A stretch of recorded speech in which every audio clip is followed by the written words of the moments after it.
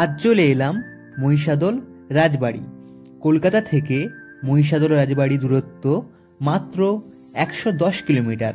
Bombay road ধরে নন্দকুমার মোড় পার করে 8 কিলোমিটার গেলেই পড়বে কাপাসবেড়িয়া মোড়। সেখান থেকে 5 কিলোমিটার গেলেই রাজবাড়ি। ট্রেনে আসতে চাইলে হাওড়া থেকে সাউথ ইস্টার্ন লাইনের ট্রেন ধরে নামতে হবে মহিষাদল। সেখান থেকে মাত্র 2 কিলোমিটার গেলেই রাজবাড়ি।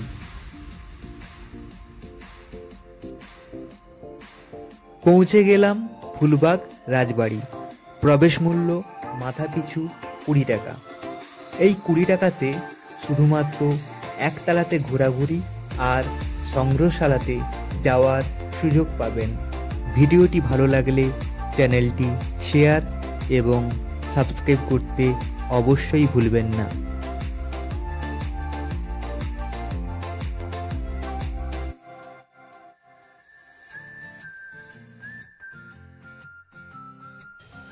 আমরা আজ এসেছি মহিষাদল ঐতিহাসিক রাজবাড়ি। আপনারা খুব অল্প বাজেটে একদিনের ছুটি কাটাতে যদি আসতে চান মহিষাদল রাজবাড়িতে আসতে পারেন।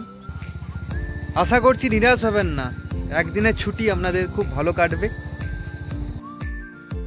ভাবছেন কোথায় থাকবেন? মহিষাদল রাজবাড়িতে রয়েছে রাত্রি যাপনের সুবিধা। বর্তমানে এই রাজবাড়ির দেখাশোনার দায়িত্বে রয়েছে গর্গ পরিবার। পর্যটকদের জন্য 3 ধরনের রুমের ব্যবস্থা রয়েছে। সেখানে রয়েছে প্রাচীনকালের রাজবাড়ির ছোঁয়া। 2000 টাকা থেকে শুরু রুমের ভাড়া। মহিষাদল রাজবাড়ির সবথেকে সুন্দর রুমটির ভাড়া প্রায় 8000 টাকা।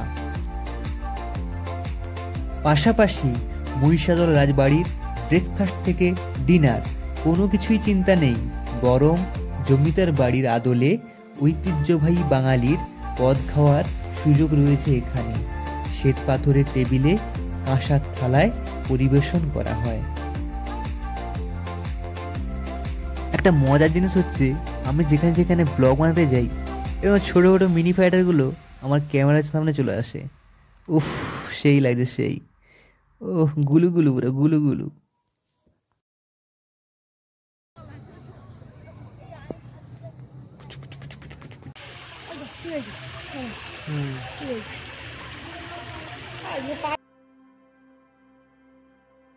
ষষ্ঠদশ শতকে জনার্দন উপাধ্যায় 3টি রাজপ্রাসাদ তৈরি করেছিলেন, যার মধ্যে প্রথমটি হল রঙ্গিবসান এবং দ্বিতীয়টি লালকুঠি এবং তৃতীয়টি হল ফুলবাগান।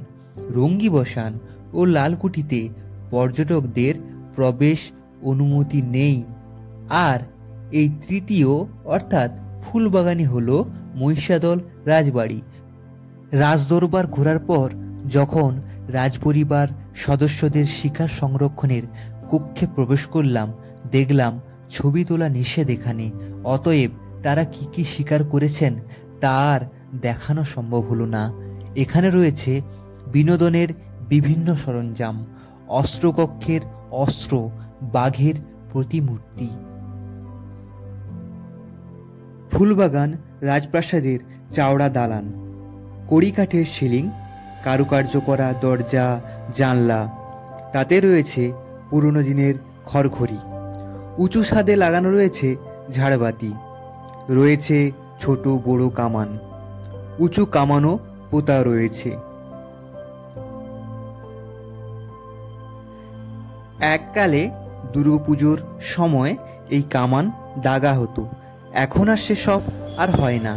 রয়েছে দুর্গমণ্ডপ, কয়েকশো একর জায়গা জুড়ে গড়ে ওঠা আম্রকুঞ্জ, বড় বড় দিঘি, কাছেই রয়েছে গান্ধী কুঠির। প্রয়াত 2 স্বাধীনতা সংগ্রামী সতীশচন্দ্র সামন্ত এবং সুশীল ধারার বাসভূমিও রয়েছে। মহিষাদল রাজ কলেজ, রাজ হাই স্কুল, রাজবাড়ির কুলদেবতা গোপালজির মন্দির। রাজপরিবারের শিকার করার হাতিয়ার, শিকার করার পশু পাখি, বাঘ, সিংহ দেখতে পাওয়া যাবে। এই রাজবাড়িতেই একটা মিউজিয়ামও রয়েছে। রাজবাড়ির আশেপাশের গ্রামও ঘুরে দেখা যায়। 7 কিলোমিটার দূরেই গেঁওখালী নদী আর ইতিহাসের সঙ্গে যুক্ত পর্তুগিজদের গ্রাম মিরপুর।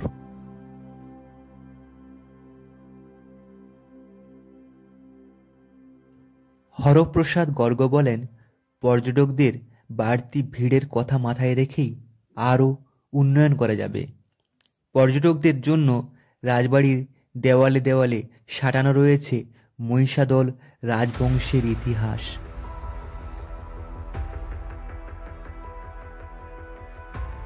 যেখানে উল্লেখ রয়েছে ষষ্ঠদশ শতকে জনার্দন উপাধ্যায় প্রথম এই রাজবাড়িটির তৈরি করেছিলেন।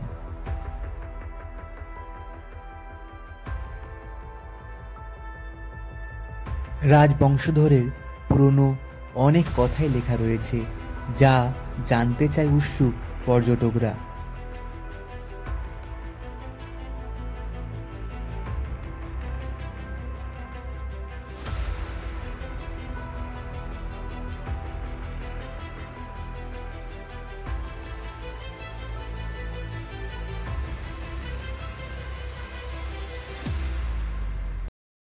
এই রাজবাড়িতে অনেকগুলো মুভি শুটিং হয়েছে।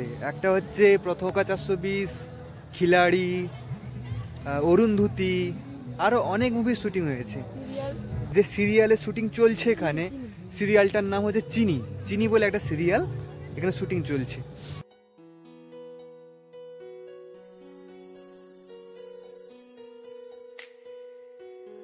কলকাতা থেকে খুব দূরে নয়, তাই সপ্তাহের ছুটিতে কাছে পিঠে বেড়ানোর জন্য ঘরের কাছে পর্যটন কেন্দ্র হিসাবে মহিষাদল রাজবাড়িটি বেশ পছন্দের।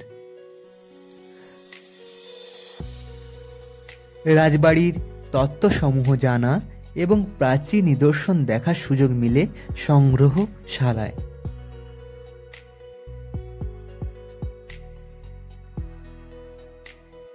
এখন সন্ধে হয়ে গেছে। অ্যাকচুয়ালি আমরা একটু দেরি করে বেরিয়েছিলাম, 2:30-3টা বেজে গেছে। আর মহিষাদলে বেড়াতে এলে সকাল থেকে যদি আসতে পারেন, 9টা-10টার দিকে ঢুকলে পুরোটা আপনারা কভার করতে পারবেন। কিন্তু আজকে মহিষাদল রাজবাড়িটা প্রেজেন্ট করলাম। পরবর্তী ভিডিওতে মহিষাদলে আরও অনেক জায়গা আছে, আপনাদেরকে ঘুরে ঘুরে সবগুলো দেখাবো। আজকের মতন টাটা, দেখা হচ্ছে পরের ভিডিওতে। সবাইকে অনেক অনেক ধন্যবাদ এতক্ষণ টাইম আমাদের চ্যানেলে দেওয়ার জন্য, এবং আমাদের ভিডিওগুলো ভালো লাগলে আপনারা লাইক, শেয়ার, সাবস্ক্রাইব করবেন। ভিডিওটির শেষে একটাই কথা বলবো, বন্ধুরা, পরিস্থিতি যতই জটিল হোক না কেন, হাল ছেড়ো না।